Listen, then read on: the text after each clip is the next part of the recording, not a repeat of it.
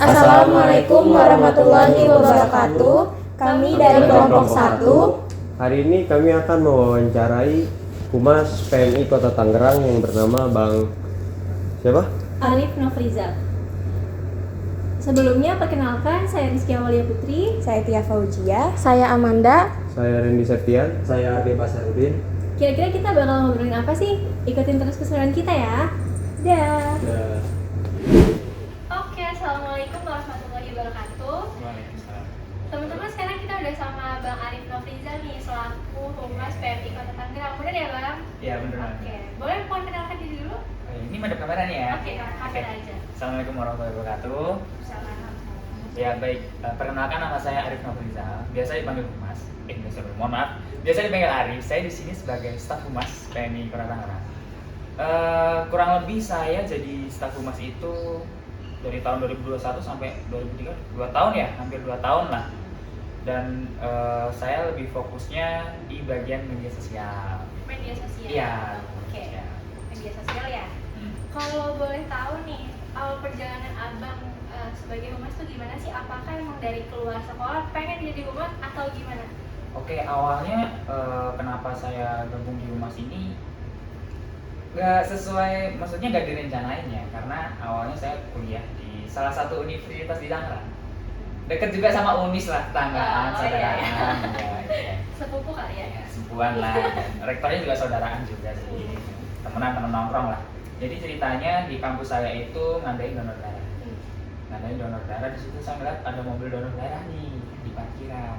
Ini apa gitu kan? Oh, ada acara donor darah. Akhirnya saya daftar dong. Di situ daftar donor darah di kampus. Karena saya udah berjeda berapa tahun ya, sejak sekolah itu 2 tahun kalau nggak salah. Saya terakhir donor itu waktu sekolah. Dan waktu kuliah itu saya belum pernah donor. Akhirnya saya buat donor. Di situ saya nanya-nanya sama tugasnya. Ini awal sebelum masuk PMI dan jadi humas ya. Dari situ tuh, dari donor darah di kampus. Dari situ saya nanya, Mbak, ini petugasnya kebetulan ada yang cewek dan cowok. Yang megang saya untuk donor darah waktu itu cewek. Saya nanya, Mbak, ini dari PMI mana ya gitu? Ini dari PMI Kota Tangerang gitu kan. Oh, kan di mana ininya, tempatnya atau kantornya gitu kan? Di dekat alun-alun. Oke, gitu kan. Terus dia bilang juga, kalau nggak salah seingat saya, ada juga kok Instagramnya atau media sosialnya, bisa aja dicek gitu kan di PMI Kota Tangerang. Oke lah, setelah itu saya ikuti proses donor dari mulai screening, ngambil darah dan sebagainya. Setelah selesai saya langsung beres-beres lah, dapet servis donor yang popmi lah biasanya teman-teman kalau tahu lah di sini, dan teman-teman isinya. Di situ saya nongkrong lagi sama teman-teman di kampus tentunya. Kemudian saya iseng-iseng buka Instagram, saya stalking ke PMI Kota Tangerang. Saya lihat Instagramnya, di situ banyak aktivitas selain donor darah, ada kegiatan kerelawanan, baik itu mengkampanyekan tentang HIV/AIDS. Waktu itu saya lihat di postingannya mengkampanyekan tentang hal apapun yang berkaitan dengan kesehatan. Itu di jalan-jalan itu kayaknya seru banget nih dilihat dari postingannya ya. Kemudian aksi kemanusiaan seperti kayak respon laka lantas gitu, saya lihat di Instagramnya seperti itu. Kemudian kebetulan di bio Instagramnya itu ada pas momennya kali ya, di situ ada pendaftaran Jadi humas atau? pendaftaran calon relawan. Oh, calon relawan. Iya. Jadi di situ ada pendaftaran calon relawan. Ada 2 opsi, mau jadi korup sukarela ataupun tenaga sukarela. Nah, itu bisa dipilih salah satu. Saya isi aja waktu itu kan. Karena waktu itu satu formulir kita boleh ngisi, nanti ada orientasi kepala-merahan. Nah, di dalam tahap itulah orientasi kepala-merahan buat menentukan mau menjadi KSR, korup sukarela, atau SR, tenaga sukarela. Dan di situ setelah beberapa lama, karena sudah ikut orientasi ya, waktu itu pas COVID kalau nggak salah, tahun 2020 Desember saya ikut orientasi karena isu-isu COVID itu 2019 atau 20 ya waktu itu 19. Nah, waktu itu COVID lagi marak-maraknya, saya langsung ikut orientasinya online. Lewat Zoom, lewat Google Meet, pokoknya yang mode online lah waktu itu, diwawancara kan, tanya-tanya gitu kan. Akhirnya di situ kemudian ada kegiatan yang dimana membutuhkan tenaga relawan gitu kan. Waktu itu Tangerang lagi kena musibah banjir, kurang lebih 3 harian atau 1 minggu gitu di daerah Cipondoh, di daerah mana aja gitu, saya lupa daerahnya. Terus di sini tuh bikin yang namanya dapur umum dan membutuhkan banyak relawan. Karena saya bosan kan di rumah aja, terus sekolah juga udah mulai kuliah mulai online juga. Saya memberanikan diri untuk bergabung gitu waktu itu kan, untuk bantuin entah itu nyuci piring, entah itu bantuin nyuci sayuran, motong sayuran, nganterin makanan, itu hal-hal seperti itu aja yang saya lakuin waktu itu kan di tahun 2020 awal misalnya. Nah setelah itu makin kesini udah ngikut aja kegiatan-kegiatan orientasi, kegiatan diklat setiap Sabtu Minggu untuk jadi korps sukarela, karena saya tertarik banget jadi korps sukarela daripada di kampus kegiatannya gitu aja misalnya. Saya pengen ngembangin kapasitas diri karena niat saya seperti itu, pengen jadi relawan aja, nggak ada niatan jadi humas. Kemudian di bulan Mei itu Mei, Juni, Juli 2020 kalau nggak salah itu mulai COVID mulai naik-naiknya kalau nggak salah di situ kan. Nah di sini juga selain ikut diklat, saya juga ikut kegiatan yang namanya pelatihan teman-teman di sini kan ada kru ambulans. Di situ saya ikut gabung aja, ikut belajar gitu. Tapi saya bukan kru ambulans gitu. Dan dari situ saya mulai kenal dengan banyak orang, termasuk kenal dengan Bang Ade gitu kan. Nah Bang Ade waktu itu karena dia awal juga relawan sebelum jadi staff, dia main-main tuh di sekretariat relawan KSR. Kemudian di situ ada saya juga waktu itu siangnya lagi ngepackingin bantuan donasi dari beberapa instansi dan itu kan kita ngepackingin buat didistribusiin, kan? Di situ Bang Ade masuk terus nanya gitu kan, di sini ada yang bisa main algo ilustrator, koreografi, intinya yang bisa desain grafis, gitu kan. Nah ini udah mulai masuk nih kan, terus saya nawarin diri, saya bisa bang gitu kan terkait buat desain gitu, tapi hanya simple aja gitu kan. Salah satu contohnya di Instagram yang saya kelola, Instagram UKM kampus. Nah kan gitu, saya megang media sosialnya, saya bikin setiap informasi apapun lah yang memang sekiranya itu di UKM itu diperlukan, saya bikin, saya tunjukkan ke Bang Ade waktu itu. Dan kemudian Bang Ade tertarik, kemudian nantang saya, bisa nggak bikin flyer untuk Pemir Tara untuk Instagram, tapi isinya itu tentang ucapan selamat hari raya Idul Adha. Mau Idul Adha, Idul Fitri, saya lupa waktu itu di bulan April atau Mei 2020 gitu. Mau Idul Fitri atau Idul Adha saya lupa kan. Akhirnya dari situ Bang Ade tertarik lagi kan. Terus ditawarin magang saya. Yang awalnya saya niatnya pure mau jadi relawan, kemudian saya ditawarin magang di sini jadi staff. Akhirnya saya magang 2 minggu. Setelah 2 minggu magang, kemudian ada penilaiannya juga, dengan saya dikenalin beberapa tools di humas, baik itu kamera, cara main kamera gimana, main video gimana, videografi gimana, kemudian saya lebih mendalami gimana cara untuk edit video gitu kan. Kemudian saya diajak untuk kenalan dengan banyak orang, memahami seluk-beluk PM yang ada di sini, di unit donor darah, Pemakasan dan sebagainya. Dan situ setelah 2 minggu akhirnya saya diangkat jadi staf humas.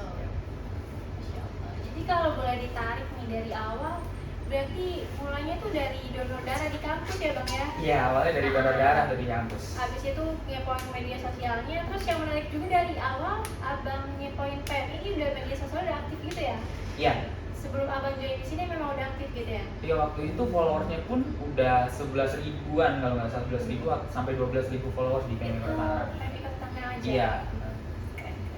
Ya habis itu abang ikut jadi relawan, terus gabung di pelatihan tadi ambulans kalau nggak salah? Iya, waktu itu ada yang semacam pelatihan ambulans, lebih ke teman-teman ambulans itu setiap 1 minggu 1 kali dia ngadain refresh ataupun latihan lah bareng Dokter David waktu itu ya, selaku yang ngelatih ambulans, ngasih arahan nih, oh ini tentang pertama, ini tentang bagaimana menangani hal seperti ini, seperti itu. Saya sebenarnya hanya ikut nimbrung aja karena saya kan pengen tahu aja, bukan kapasitas saya sebagai kru ambulans, tapi saya pengen tahu di situ. Pengen tahu. Iya, karena hal itu mungkin orang-orang di sini kenal saya gitu kan. Jadi rasa tahu itu bikin jadi memperluas relasi itu sampai akhirnya abang jadi di posisi sekarang gitu ya? Iya. Oke, keren banget sih, menarik.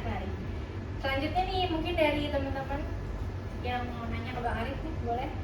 Mungkin sebelumnya Bang Adit boleh kasih tahu ke teman-teman gimana sih proses kerja seorang humas, terus juga gimana cara humas tuh menjabatani hubungan baik antara organisasi dan masyarakatnya. Ya kalau untuk aktivitas kegiatan humasnya sendiri ya setiap harinya itu pasti ada kegiatan karena kita sendiri di setiap divisi itu setiap tahun pasti bikin kayak program kerja lah selama setahun itu mau ngapain kan. Walaupun pada kenyataannya sampai saat ini di humas sendiri ada beberapa program kerja yang belum berjalan. Nah, di situ kita jadi tolak ukurnya nih. Jadi untuk mempersiapkan kegiatan A, B, C, D, E gitu kan. Dalam satu minggu ini kita harus mempersiapkan ini, kita tahu di setiap hari kita mau ngapain aja. Untuk rutinnya setiap hari pasti di humas karena saya difokusin untuk di media sosial gitu kan. Pastinya saya megang media sosialnya baik ngecek DM masuk, komentar dari para warganet gitu kan.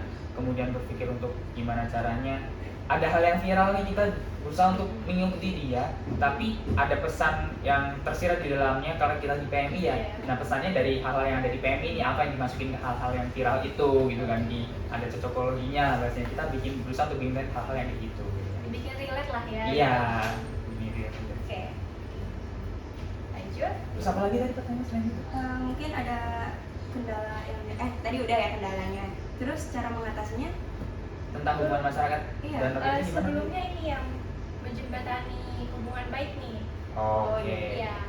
Kalau hal simpelnya, bukan hal simpelnya apa ya? Komunikasi lah kalau di media sosial ataupun di WA. Karena saya selain megang media sosial, Instagram, Twitter, Facebook, YouTube, TikTok, saya juga megang nomor WhatsApp khusus untuk warganet nanya-nanya gitu kan. Di situ saya berusaha untuk tergantung nih. Pada umumnya saya pukul ratanya begini untuk ngebales DM ataupun WA, sosok asik gitulah bahasanya ya, sosok asik, terus sosok ramah dan sebagainya biar mereka tuh terkesan oh asik juga nih ini adminnya kan. Saya berusaha untuk itu gitu kan. Jadi berusaha untuk mengurangi hal-hal yang balasnya tuh simple dan kayaknya tuh dia ini orang lagi nanya panjang kali lebar kok saya balasnya sedikit gitu ya.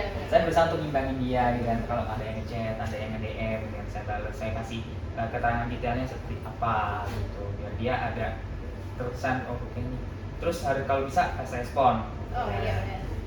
Walaupun ada beberapa netizen yang kesel kenapa kok nggak kasih respon, karena mohon maaf nih kan yang nge-DM kadang banyak, dia ada urutan keberapa gitu. Kalau saya skip DM yang si A misalkan, tapi si A ini belum kelar gitu, sedangkan artinya kadang satu hari cuma saya doang, kemudian saya balas yang B, itu kadang bisa ketilap gitu kan. Daripada nggak tuntas, saya lebih baik satu ini dituntasin dulu, baru nanti selanjutnya gitu.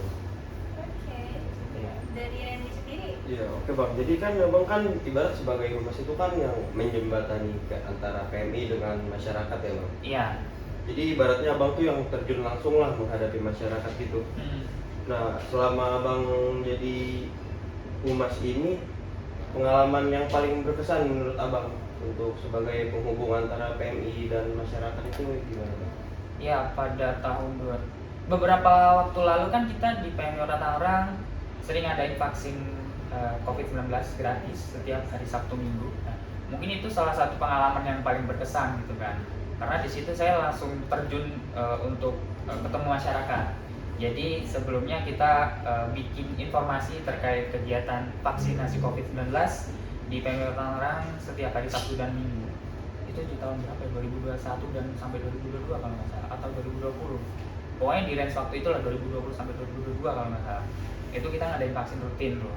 Nah di situ selain bikin informasi live di Instagram, oh ini vaksin ini di Kota Tangerang, jenis vaksinnya Sinovac atau Pfizer atau dan teman-temannya lah yang memang mau disediakan pada hari Sabtu Minggu itu kita informasikan di Instagram.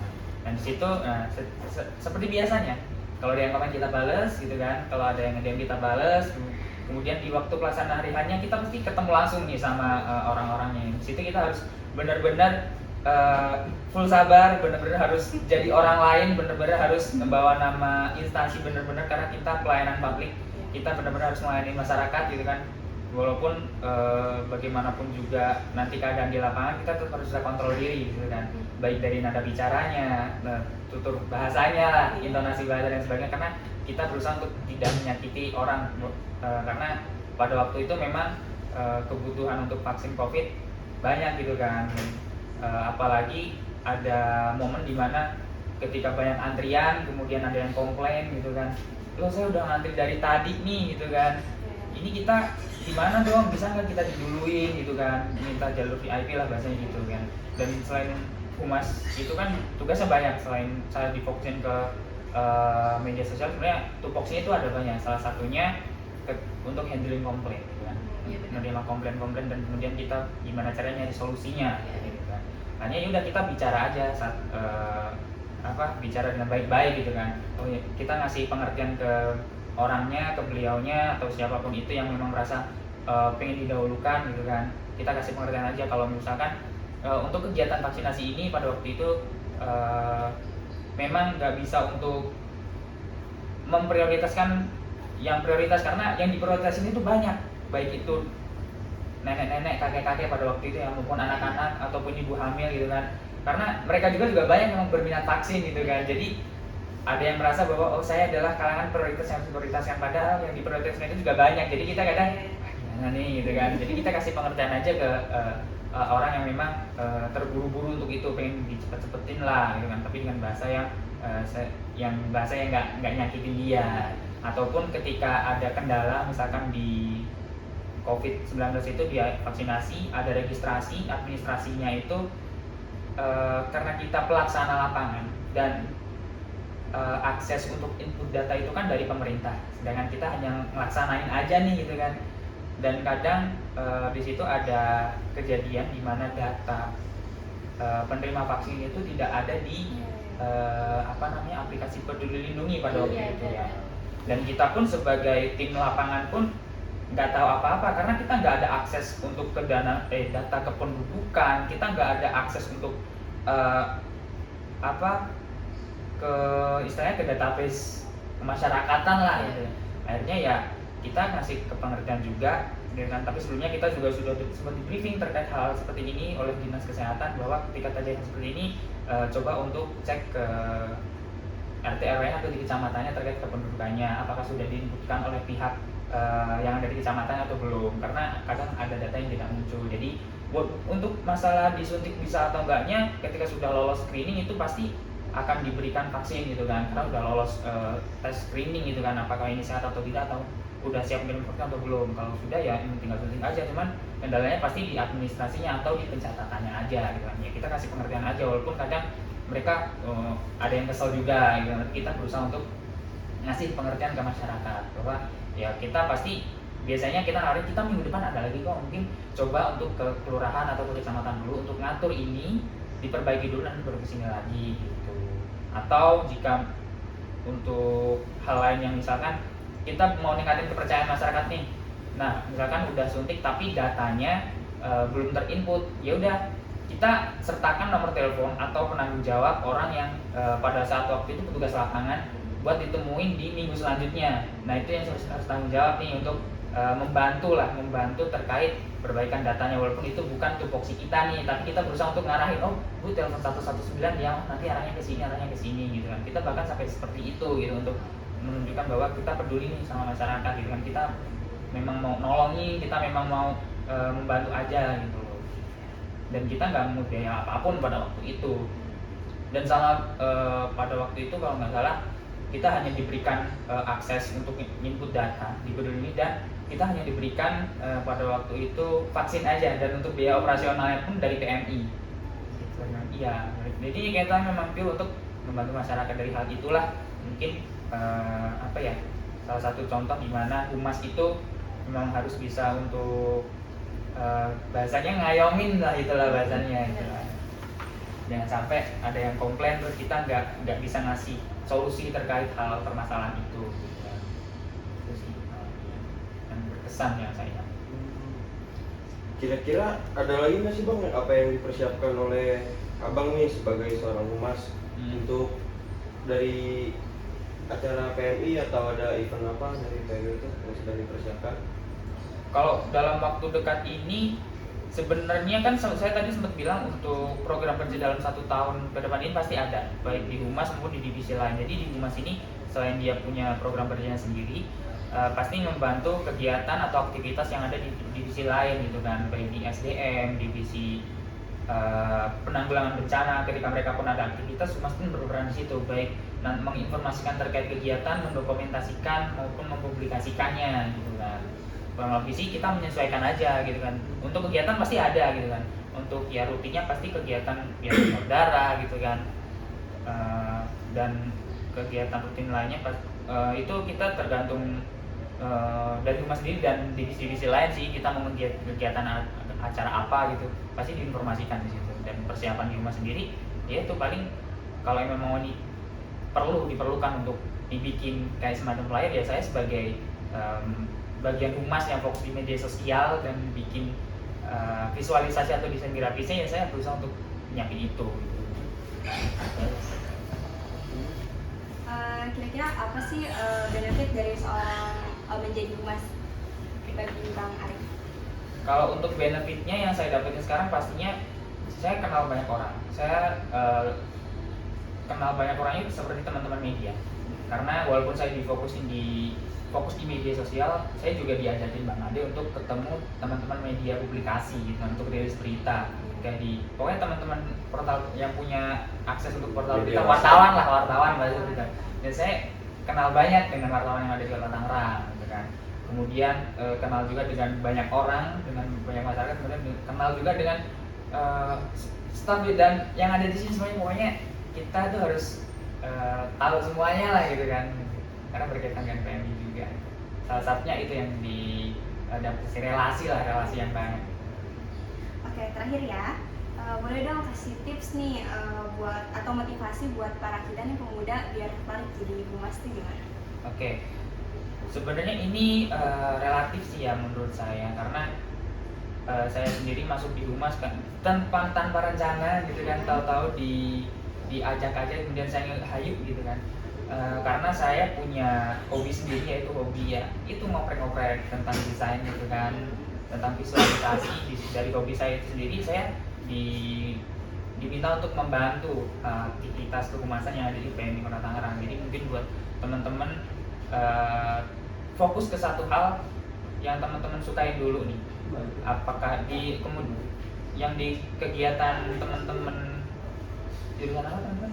Ilmu komunikasi ya. Nah itu apa gitu? Apakah teman-teman senang di desainnya, komunikasi visualisasinya? Apakah teman-teman suka dibikin rilis beritanya gitu kan?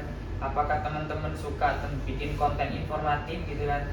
Mungkin seputar itu sih, teman-teman fokusin ke satu hal gitu kan. Kemudian teman-teman tonjolin hal itu di media sosial buat sebagai portofolio teman-teman. Dan jangan apa ya bahasanya, jangan goyah, jangan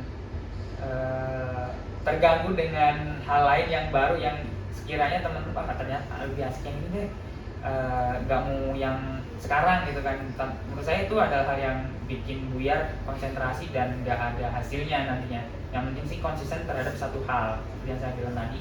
Apakah mau fokus ke rilis beritanya, ditingkatin lagi skillnya maksudnya ya, apakah ke visualisasinya, ke desainnya, atau ke hal bikin konten tentang edukasi misalkan ya kan? Apapun itulah, tentang apapun itu yang berbau media sosial. Kalau memang teman-teman videonya itu coba aja untuk ditekuni, siapa tahu itu jadi jalan teman-teman biar jadi humas yang apa ya, berkompeten di bidangnya lah. Nanti fokus ke satu hal, nanti yang lain pasti ngikutin. Jadi konsistensi terhadap minat ya Bang? Iya. Jadikan kekuatan gitu ya? Ya sebagai pengembangan diri gitu. Kurang lebih kesimpulannya seperti itu. Fokus ke satu hal yang ada di diri teman-teman masing-masing. Kemudian kalau memang ada godaan, kayaknya yang sekarang yang saya tekunin asik nih. Jangan terganggu akan hal itu, tuh langsung aja terabas aja, konsisten di situ. Terus teman-teman juga harus banyakin relasi tentunya.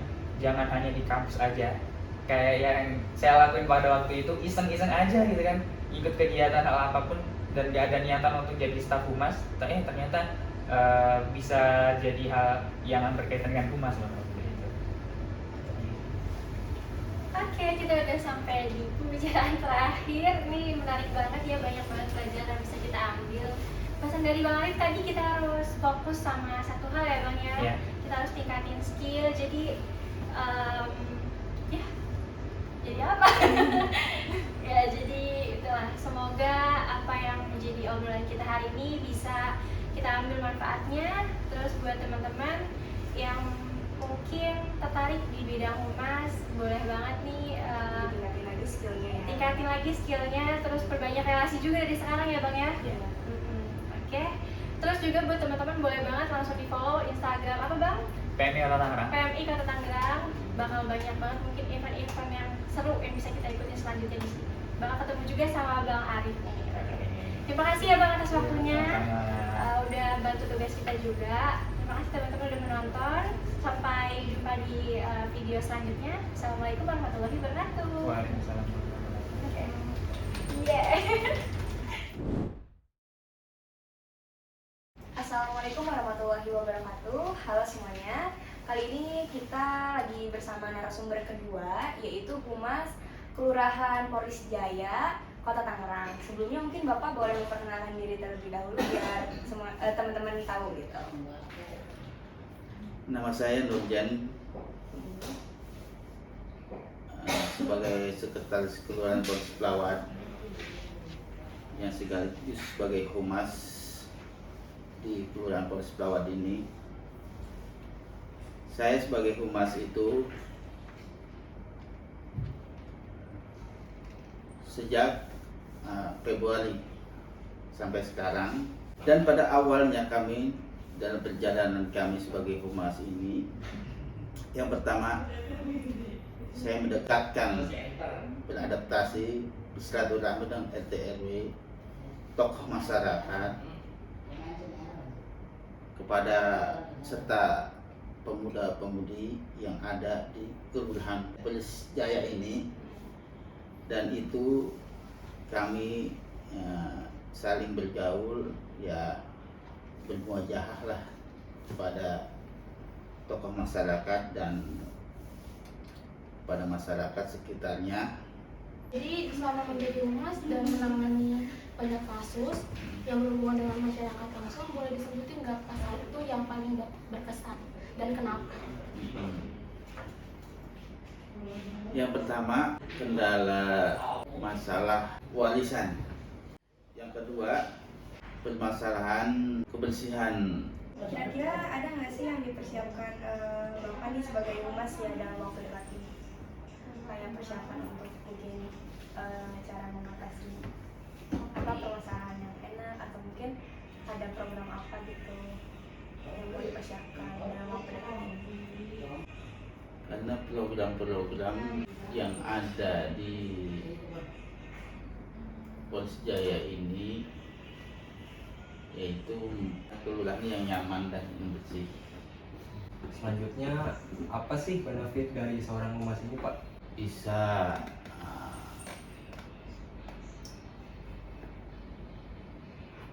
berkomunikasi dengan baik, kita ada sambutan kepada warga dengan baik juga, dan segala permasalahan-permasalahan bisa diatasi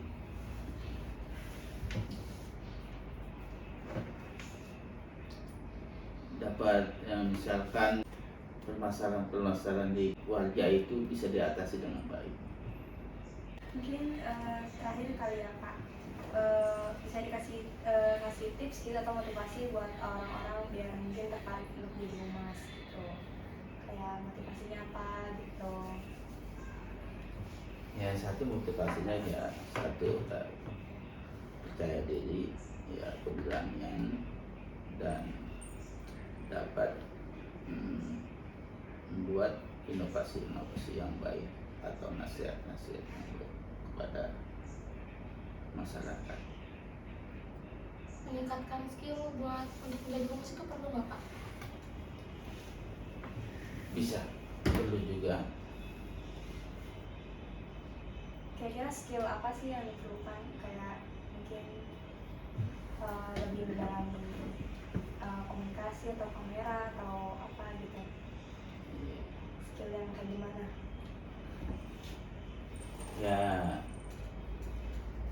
skill yang ya banyak-banyak kita baca buku dan kita banyak juga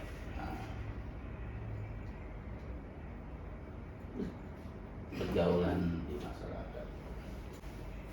Jadi kesimpulannya untuk menjadi seorang humas itu diperlukan komunikasi yang baik, terus gampang bergaul juga sama orang-orang, bisa peduli sama lingkungan sekitar mungkin, terus meningkatkan skill diri sendiri, mungkin kalau misalnya skillnya public speaking atau buat desain gitu. Ya mungkin itu aja teman-teman dari narasumber kedua kita kali ini. Kurang lebihnya mohon maaf. Wassalamualaikum warahmatullahi wabarakatuh. Waalaikumsalam.